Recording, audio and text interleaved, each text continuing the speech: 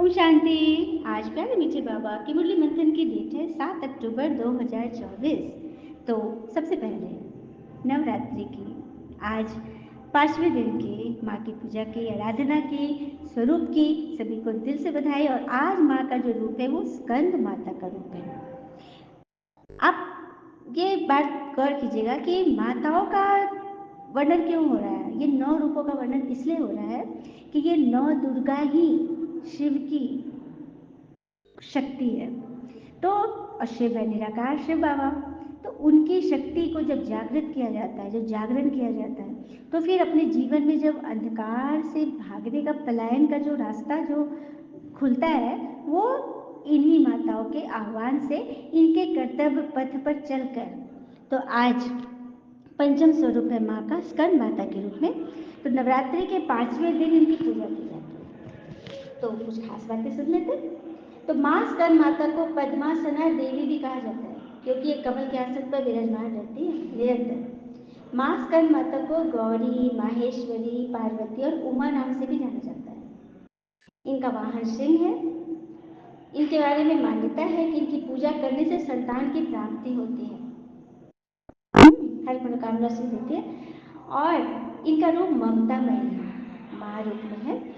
और इनकी पूजा करने से बुद्धि का विकास होता है और ज्ञान की प्राप्ति होती है। तो पूजा तो भक्ति में हम लोग करते ही आए, लेकिन महिमा करते आए। अब क्या करना है, ये पॉइंट मंथन में माताओं के बारे में बताया जा रहा है, नौ दुर्गा के बारे में हर दिन के अनुसार, इसलिए ताकि हमसे महिमा करने वाले नहीं बने, हम महिमा लायक बन जाए। कम से कम कुछ गुण तो अंदर धारण हो। तो उनकी गुण को, विशेषता को बताना तो जरूरत है ना, जरूरी है। तो बुद्धि का विकास होता है, ज्ञान की प्राप्ति होती है। माँ स्कंद माता की 4 भुजाएं। माँ स्कंद माता अपने 2 हाथों में कमल का फूल धारण करती है। इनकी एक भुजा में श्री स्कंद या कुमार कार्तिकेय को सहारा देकर अपनी गोद में लिए बैठी। एक भुजा में श्री स्कंद, या कार्तिक को भी स्कंद कहते हैं, इसीलिए स्कंद माता का नाम है। कार्तिकेय की माँ के रूप में उनको गोद में लिए बैठी है। और इनका चौथा हाथ भक्तों का आशीर्वाद देने की मुद्रा में है। तो ये है माँ स्कंद माता का स्वरूप। तो सभी समझ लिया कि ममता मई बनना है। ममता किन पे लुटाना है?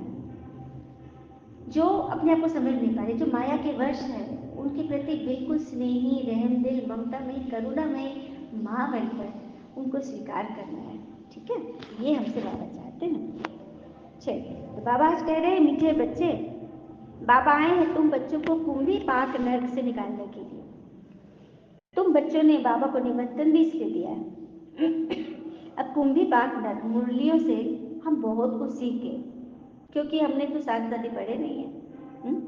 कोई नहीं पढ़ा, जनरली लोग नहीं पढ़ते। रामायण महाभारत देख लिए सीरियल में, काफ़ी है। तो कुंभी पाक नर्क आज बाबा ने इसको दिया है। तो उसकी जो मतलब वर्णन जो है, तो जो व्यक्ति हिंसा करता है, एक तो हथियार से किया, और एक सूक्ष्म में किसी को दुख देना, नाराज करना, किसी की बात पकड़ लेना, वो भी एक तरह से हिंसा है। जीव हत्या करना, प्राणियों को मारना और उसे खा जाना, तो ऐसे को क्या सजा मिलती है, उसे कुंभी पाक नर्क के रूप में इसका गायन है। गर्म रेत के अंगारे में इसको डाल दिया जाता है। और जो दूसरे की संपत्ति, नारी हड़पता है, दूसरे पर बुरी नजर रखता है, उन सबों के साथ इस तरह का कुंभी पाक नर्क में भेज दिया जाता है। तो ये कोई नरक अलग से नहीं है, सब यही है। आपके ऊपर इतनी विपत्ति आएगी, समस्या आएगी, मैं इस तरह से आप गर्म तवे की तरह छछराते रहोगे, तो यही तो है कुंभी पाक नरक। तो बस बाबा यही कह रहे, मैं आया हूँ तुम बच्चों को कुंभी पाक नरक से निकालने, क्योंकि हम सब उसी में फंस तो गए थे। क्यों, क्या, कैसे, कभी नरक होता है, निकलता ही नहीं है। गरम गरम रेत जैसे लगा कि मन में एकदम हमें जला रहा है, होता है ना। और हम बच्चे बाबा को निमंत्रण भी दिए हैं, बुलाए हैं। प्रश्न, तुम बच्चे बहुत बड़े से बड़े कारीगर हो, कैसी तुम्हारी कारीगरी है? क्या है भाई, तुम बड़े से बड़े कारीगर कैसे हो? तो क्या कारीगरी करते हो? तो हम बच्चे ऐसी कारीगरी करते हैं जो सारी दुनिया ही नई बन जाती है। तो क्या कारीगरी करते हैं हम? सारी दुनिया को नया बना देते हैं। उसके लिए हम कोई ईंट या तगारी आदि नहीं उठाते, बेलचा और टोकरी नहीं उठाते, लेकिन याद की यात्रा से नई दुनिया बना लेते। क्या उठाते हैं? कौन सा पान का बीड़ा उठाते हैं? योग करने का, परमात्मा को बांध के रखने का। कितनी बड़ी बात है ना, भगवान तो पारा मिसल है, छिटक जाता है, तो उनको पकड़ के रखना कितनी बड़ी मेहनत की बात है, जिससे ही नई दुनिया बनती है। हमें खुशी है कि हम नई दुनिया की कारीगरी कर रहे हैं, हम ही फिर ऐसे स्वर्ग के मालिक बनेंगे, क्योंकि हम ही बना रहे हैं तो रहना भी तो हम ही को। अब किसी को पता चले कि हम ऐसा घर बनाए जो कि हमें मुफ्त में गिफ्ट में मिल जाएगा, सिर्फ हमें बनाना है, वो मैं हमें मिलेगा, तो कितना अच्छा अच्छा चीज़ लगाएंगे। और वो सेठ ने कह दिया है कि तुम उसमें जो चीज़ लगा दो, हीरे मोती चिपका दो, लेकिन तुम करो, काम करो, और उसी महल में तुम रहोगे। तो हम मालिक से कितना ले लेके उसमें लगा देंगे, क्योंकि अरे मेरा ही तो घर है। तो बस वही करना है, स्वर्ग की तैयारी कीजिए, बनाइए घर, और अपने संस्कारों का हीरा मोती लगाना है, संस्कार बदलना है। ठीक है, ओम शांति। नीचे बैठे रूहानी बच्चों प्रति रूहानी पिता समझाते हैं, तुम जब अपने अपने गांव से निकलते हो तो ये बुद्धि में रहता है कि हम जाते हैं शिव बाबा की पाठशाला में, और अपने घर से निकलते हो सेंटर जाते हो, तो क्या हम भी मंथन करने बैठते हैं, तो क्या बोलते हैं, गीता पाठशाला में बैठे हैं, बाबा की पाठशाला में बैठ के मंथन कर रहे हैं। ऐसे नहीं कि कुछ साधु संत आदि का दर्शन करने व साथ साथ ही सुनने आते हैं। तुम जानते हो हम जाते हैं शिव बाबा के पास, क्योंकि शिव बाबा की गोद में बैठ कर ही मंथन होती है, सामने बाबा हैं। दुनिया के मनुष्य तो समझते हैं शिव ऊपर में रहते हैं, वह जब याद करते हैं तो आंखें खोलकर नहीं बैठते, दुनिया में तो आंखें बंद करके बैठते हैं ना। लेकिन बाबा कहते हैं आंखें बंद नहीं करना, आंखें बंद करोगे तो माया बहुत तरह से पहले तो सुला देगी और बहुत तरह की बातें याद आएगी, आंखें खोलोगे तो एक तो नींद भी नहीं आएगा। हाँ, और सामने जिसे देखेंगे उसकी याद बनी रहेगी, और उनका दर्शन करना है ना, इन्हें आंख बंद करके अब बाबा आके मेरा दर्शन करो, ऐसा तो नहीं है। भगवान का दर्शन करना आंखें खोल कर करना है। ठीक है, फिर बाबा कहते हैं, वो लोग तो समझते हैं कि दृष्टि कहाँ भी नाम रूप में अगर जाएगी तो भाई साधना टूट जाएगी, इसलिए आंखें बंद करके बैठते, कोई दिखे नहीं, कोई दिखे नहीं हमें आसपास, इसलिए आंखें बंद करते। अभी तुम बच्चे जानते हो, हम भले शिव बाबा को याद करते थे, देखो जैसे कोई कृष्ण को याद करते, कोई राम जी को याद करते, कोई अपने गुरु को याद करते हैं, गुरु का छोटा लॉकेट बनाकर भी पहनते हैं, गीता का भी छोटा लॉकेट बना के पहनते हैं। तो भक्ति मार्ग में सब ऐसे ऐसे करते ही हैं। और तीर्थों पे भी जाते हैं, याद की यात्रा में चित्र देखने, क्या देखने जाते हैं, मूर्ति देखने, चित्र देखने जाते हैं। तो चित्र तो घर में रखकर भी पूजा कर सकते हैं, उसके लिए इतना खर्चा और ये करने की क्या दरकार है। लेकिन फिर भी अगर कर रहे हो अच्छा है, तो याद में रख के करो, हर कर्म जब याद में रह के करेंगे ना तो कमाई जमा होगी। और ये जो चार धाम होते हैं, बाबा ने उसका अर्थ बताया, चार धाम पता है, चार कोने में है भारत के, नॉर्थ वेस्ट ईस्ट साउथ, उत्तर दक्षिण पूर्व पश्चिम। तो चारों का चक्र जो लगाते हैं ना चार धाम, तो उनकी मतलब जीवन यात्रा पूरी हो जाती है। कहते हैं जिन्होंने चार धाम का चक्र कर लिया वो बैकुंठ पहुंच जाएगा, है ना। तो ये चार धाम है, ज्ञान में सृष्टि चक्र, चारों युगों का फेरा लगाया हमने, किसने लगाया, सत्य त्रेता द्वापर कर, यही है वो चार धाम। इसको अगर कल्याणकारी समझ लिए, कोई भी बात हो जिसमें कल्याण समझिए, तो समझिए कि हमने चार धाम पूरे कर लिए, चक्र लगा लिया। और भक्ति मार्ग जब शुरू होता है तो पहले पहले एक की भक्ति की जाती है, उसको कहा जाता है अव्यभिचारी भक्ति, एक की याद। लेकिन धीरे धीरे गिरते गिरते हम तत्वों की पूजा करने लगे, मनुष्य की पूजा करने लगे। हाँ, एकदम गिरती कला हो गई, अनेकों देवता को याद करें तो वो भी व्यभिचारी याद। एक को याद करना फायदा, अनेकों को याद करना तो भटकना, भटकना, है ना। एक छोटा सा प्रसंग है हंसी वाला, हमने का एक बार एक व्यक्ति नदी में डूब रहा था, तो अपने इष्ट देव को याद किया, दुर्गा जी का। ठीक है, माँ दुर्गा में बचाएगी। जब तक दुर्गा जी चलने की तैयारी हो रही थी, सारी बारी ठीक करके, इसको लगा कि माँ तो देर कर डूब जाएंगे, फिर वो राम जी को बुलाने लगा। राम जी अपनी धनुष लेकर चलने की तैयारी की, फिर कृष्ण जी को बुलाने लगा, कृष्ण तक तैयारी में तो हनुमान जी को बुलाया, मतलब इतने लोगों को याद करते रहा। और जब तक ये लोग पहुंचते देर हो गई और डूब गया। ये होता है अनेक को याद करने पे, सभी को लगेगा ना। अब घर में ही देखिए, किसी का नाम लास्ट लेटर मिल रहा है, कू ता री, लास्ट लेटर सबके नाम का मिल रहा है, तो खाली दूर से सुनाई देगा कू, तो सबको लगेगा कि मुझे नहीं, उसे बुला रहा होगा, है ना। होता है ना, होता है ना ऐसा। तो इसमें अच्छी अच्छी बातें भी रह जाती है, हम नहीं पहुंच पाते क्योंकि हमको लगता है दूसरे को बुलाए। तो वही चीज़ है, अनेक नाम रख लेंगे तो फिर तो भटकना ही है। एक का ही अनेक नाम है, एक को याद करो, उसमें अनेकों का फायदा है। यहाँ तुमको समझाया जाता है एक ही पिता है, टीचर है, सदगुरु है, बाबा से वर्षा मिलता है, सत्य पुरानी दुनिया से वो हमें नई दुनिया में ले जाते हैं। इन सब बातों को समझना है, ठीक है, समझ गए। हाँ, अब तुम बच्चे जानते हो ये पुरानी दुनिया खलास होने वाली है। अब पुरानी दुनिया ही फिर नई दुनिया बनेगी। हर एक आत्मा का हक है बाबा से वर्षा लेने का, क्योंकि मौत तो सामने खड़ा है। नई से पुरानी होती ही, नई चीज को पुराना होना ही। घर को बनने में कितने थोड़े मास लगते हैं, फिर पुराना होने में 100 वर्ष लग जाता है। क्या बात है, पुराना होने में 100 वर्ष लग गए। तो बस वही धीरे धीरे जब पूरा एकदम जर्जरीभूत होता है तो उसमें तो टाइम लगता है ना। अभी तुम बच्चे जानते हो पुरानी दुनिया अब खलास होती है। यह लड़ाई जो अब लगती है वो फिर 5000 वर्ष के बाद लगेगी। स्कूल में भी तो पढ़ाई होती है, कथा थोड़ी सुनाई जाती है। भक्ति मानो तुमने ढेर कथाएं सुनी, पर तुमसे कोई फायदा ही नहीं। अगर स्कूल में बैठा करके पढ़ाई सिलेबस के अलावा आप कथा सुनाओगे तो उससे फायदा क्या होगा? नहीं ना। तो बस फायदा नहीं है, जो कि इस नरक कुंभी बाढ़ से तुम सत्युग स्वर्ग में पहुंच जाओ, ये हो नहीं सकता। इसी के लिए बाबा को आना पड़ा है। साक्षात आए हैं और हमें, लेकिन पता है बाबा आते हैं तो माया किस तरह से हमें फंसाती है।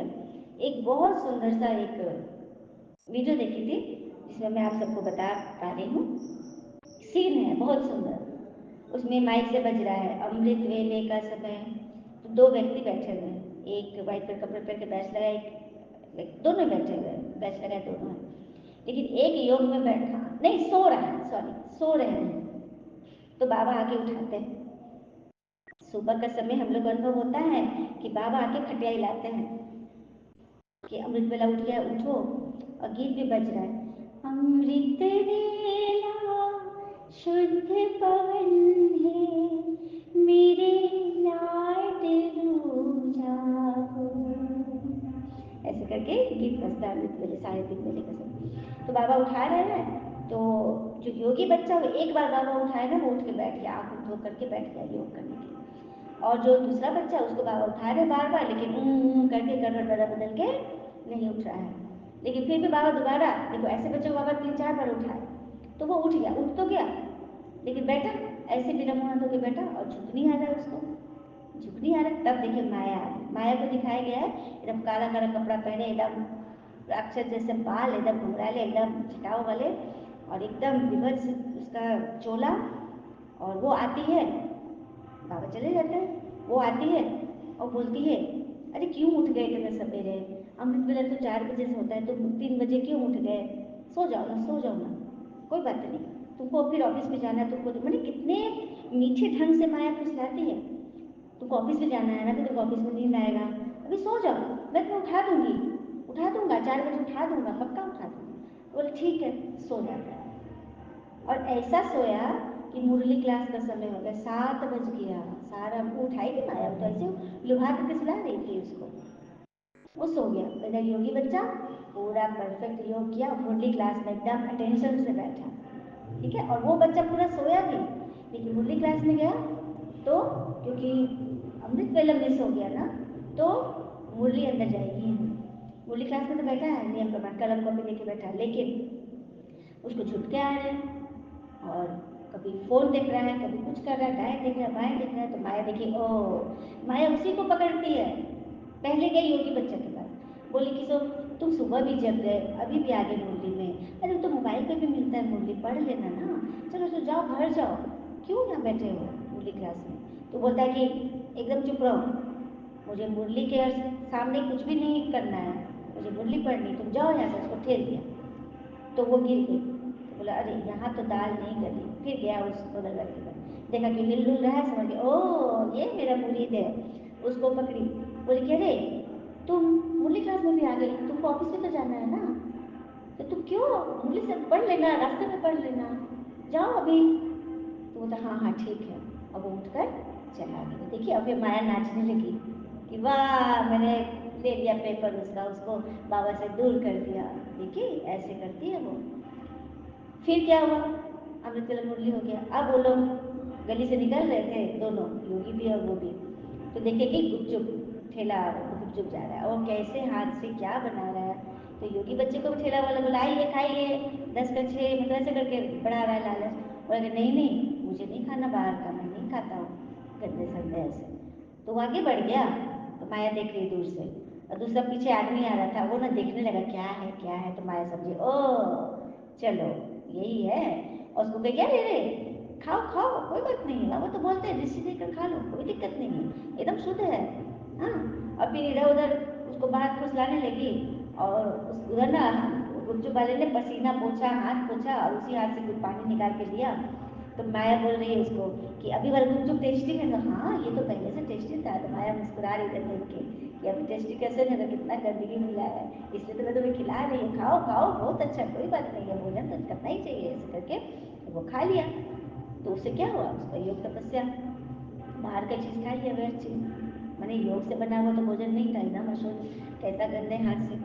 फिर क्या हुआ, फिर ये तो हुआ। फिर घर में शाम का समय हुआ, जब लेटर लैब में लेटर लिखते हैं हम बच्चे। तो योगी व्यक्ति बच्चा तो खूब अच्छा से लेटर लिख रहा था। तो वो आती है माया, अरे क्या कर रहे हो, सारा दिन तो तुम पापा के याद ही में रहते हो, तो लेटर क्या लिख रहे हैं, छोड़ो छोड़ो, हटाओ, जाओ सो, सुबह उठना भी तो तुमको अमृत वेला 3 बजे, उठो उठो, जाओ जाओ, उठो उठो। बोले अरे चुप, उसको डांट देता है माया को कि खबरदार, मेरे और बाबा के बीच में बिल्कुल मत आना, मुझे लेटर लिखना है, ये श्रीमत है, मुझे श्रीमत का 100% फॉलो करना है, तुम जाओ यहाँ से। उसको धक्का दे देता है। माया बोलती है ओ ये नहीं सुनने वाला। फिर गई, उसके बाद वो भी दूसरा बच्चा भी लिख रहा है, क्योंकि श्रीमत को फॉलो करने की कोशिश पूरा कर रहा है, तो वो भी लिख रहा था। तो उसके बाद गई माया और बोली कि क्या कलम पकड़ ली, क्या तुम, मतलब क्या बच्चों वाली आदत, क्या बाबा अंतर्यामी नहीं है, बाबा को पता नहीं जो उनको रिपोर्ट देना है, क्या मतलब एकदम भूल है। अब सो जाओ जाके, क्यों जगे हुए हो, सुबह उठना है तुमको, जाओ जाओ जाओ।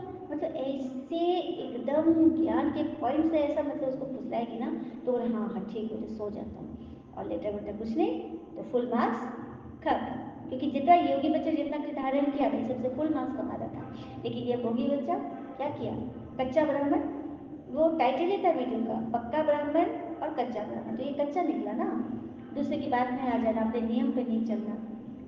तो हम बच्चे इसे तो नियम सिखाते हैं कि बच्चे नियम से चलो, क्योंकि विधि से ही सिद्धि मिलती है, हमें चाहिए सब कुछ लेकिन विधि नहीं करना है। तो वो बच्चा उसका लेटर भी मैं बंद करवा दी, क्योंकि संकट, और एक योग करने बैठो ना, तो उसी समय आवश्यक बात याद आएगा, किसी का फोन याद आएगा, कोई लिस्ट याद आएगा, उसी समय याद दिलाएगी माया कि योग ना करे, ये आगे ना बढ़े, इसका कमाई मैं लूट लूँ, तो ये काम है माया का। और योगी बच्चों को बोल दिया, वो भगा दिया कि अरे अभी मुझे 5 10 मिनट जो योग करना है, इसमें मैं और सिर्फ मेरा बाबा रहूँगा, कोई नहीं, कोई संकल्प नहीं, कोई आवश्यक विचार नहीं, कुछ भी नहीं मुझे करना, 10 मिनट में बिल्कुल कुछ नहीं सोऊंगा। तो माया कुछ नहीं, मुंह के खाएगी, चली जाएगी, और जो कच्चा ब्राह्मण है उसको पकड़ेगी, उसको और याद दिलाएगी, ये याद दिलाई, वो दिलाई, और उनका तुरंत देखेगा टाइम हो गया, 10 मिनट उठ गया, योग तो कुछ लगा नहीं। तो ये चीज है। अब देखिए अंतिम विनाश का सीन, बाबा बोलता है अंतिम विनाश का सीन कौन बच्चे देखेंगे, क्योंकि बाबा को मुट्ठी भर बच्चों को बचाना है, ठीक है, तो कौन बच्चे बचेंगे, तो योगी बच्चा है और दिखा रहा है, रेडियो से बज रहा है कि बाहर का गोली चल रही है, मूसलाधार बारिश हो रही है, तूफान आ रहा है, मतलब ऑडियो वीडियो चल रहा है।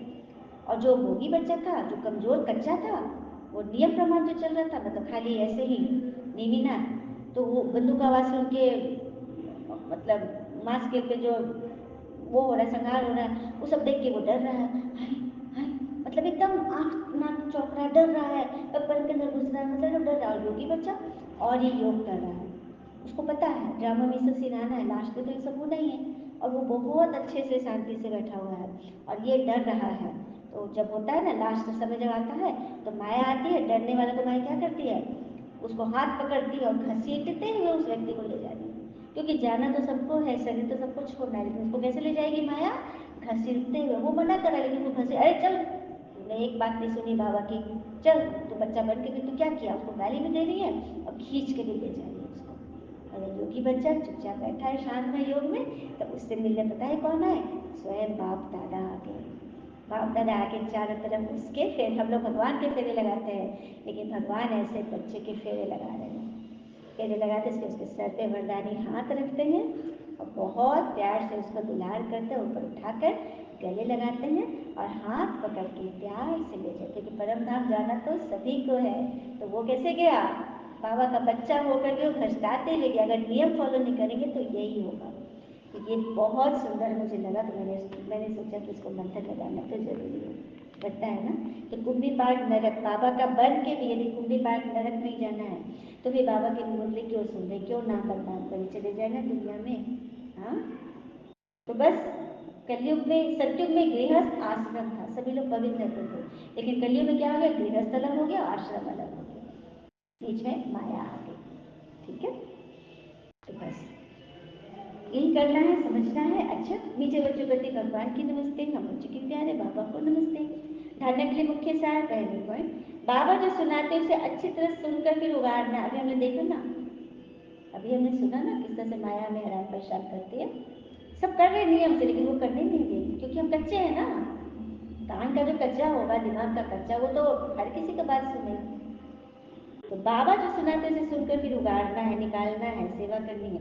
दुनियावी बातों में अपना समय नहीं गंवाना है। दूसरी पर, बाबा की याद में आंखें बंद करके नहीं बैठना है, आंखें बंद नहीं करना है, आंखें खोल कर, ताकतवर बनकर एकदम सब कुछ देखते हुए याद करना है। क्योंकि हमारा योग एक दो घंटा का नहीं है, सिर्फ बाबा को पकड़ कर बैठने का नहीं है। हमारा योग है हर कर्म करते, चलते फिरते, उठते बैठते, खाते पीते, भोजन बनाते। तो क्या आंख बंद करके भोजन बनाएंगे?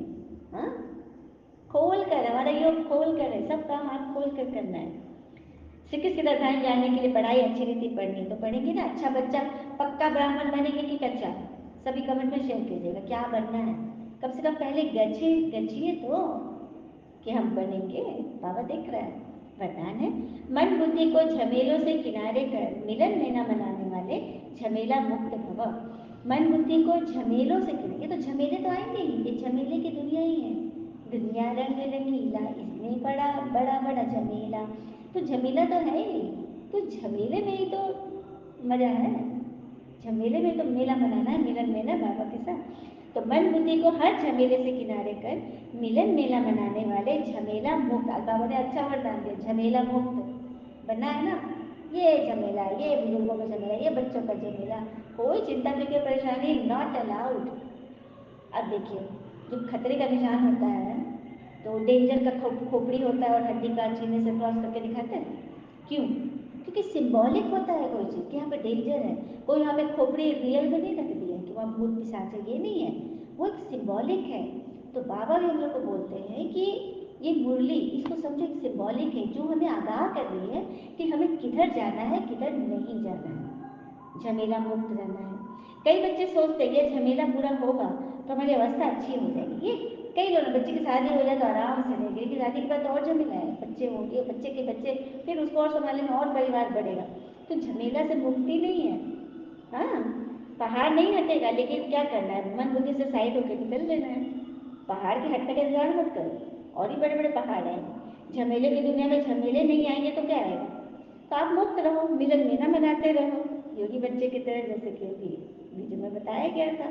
स्लोगन, इस बेहद नाटक में हीरो पार्ट बजाने वाले ही हीरो पार्टधारी हैं। ये जो बेहद का नाटक है, बेहद बाबा क्यों बोलते हैं? क्योंकि सिर्फ भारत की बात नहीं है, पूरा विश्व ही महाभारत है। क्योंकि कोई इंग्लैंड अमेरिका रशिया नहीं होगा, पूरा भारत ही है जो उन लोग टुकड़ों टुकड़ों करके बट गया। पता है, पहले का हिस्ट्री देखिए, प्राचीन हिस्ट्री, तो हमारे विक्रमादित्य का साम्राज्य कहाँ तक फैला हुआ था, सीरिया और तक, मतलब बहुत दूर दूर तक भारतीय साम्राज्य था। लेकिन धीरे धीरे आक्रांताओं ने मतलब उसको हड़प हड़प के अपना विश्व बना लिया, मतलब कि विदेश बना लिया। पूरा भारत है, महाभारत का युग है ये। पूरा महाभारत हमारा है, जहाँ कौरव पांडव और यादव सेना की लड़ाई चल रही है, अंतर्द्वंद मन की। ठीक है, तो हीरो, बेहद का जो नाटक है, बेहद का सृष्टि मंच है, इसमें हमें हीरो पार्ट बजाना है। तो हीरो पार्टधारी बनना है ना, तो बाबा तो हीरो को ही लेके जाएंगे प्यार से, गले लगाकर, दृष्टि देकर, नहीं तो घसीटा मार के तो बाबा सबको ले ही जाएंगे। और घसीटा भी मारेगा और छड़ी भी मारते जाएंगे, सजा भी देंगे। तो बोलते हैं ना बाबा, सजा खाकर छोटा सा टुकड़ा ले लेना रोटी का, ये सही है? नहीं है, सजा भी खाओ और पद भी मिले, एकदम दास के दास के दास का दास बन जाना। स्वर्ग में भी पहुँचे, दास के दास का दास बन गए, तो क्या ये उचित है? कोई माँ बाप को अच्छा लगेगा मेरा बच्चा दास का दास बन गया? नहीं ना। बाबा हमें दास योग नहीं सिखाते, प्रजा योग नहीं सिखाते, बाबा हमें राजयोग सिखाते। सभी बच्चे को बाबा चाहते हैं कि राजा बने। अच्छा, ओम शांति, शुक्र है मीठे बाबा। आज से मुरली लंबी हो गई है, लेकिन ये बहुत बहुत बहुत कल्याणकारी और बहुत प्रभावकारी। अगर इस पर चले, इसको फॉलो करें, तो बस बाबा के प्यार में, बाबा की गोद में छूटते रहेंगे सदा, अतीन्द्रिय सुख का झूला। ओम शांति। शुक्रिया बाबा, शुक्रिया।